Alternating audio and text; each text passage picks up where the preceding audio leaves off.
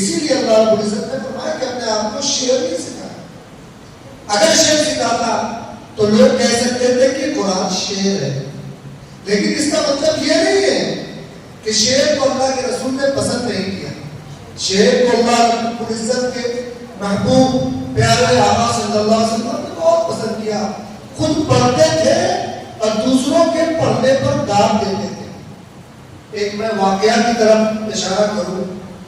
جب نبی پاک صلی اللہ علیہ وسلم ہجرت کر کے مکہ سے مدینہ تشریف لائے اور کافروں نے اسلام کو مٹانے کے لیے ہر طرف سے سازشیں شروع کی، جس کے نتیجے میں جنگ بدر، احد، جنگ خندق جسے غزوہ احزاب بھی کہتے ہیں، یہ جنگیں ہوئی.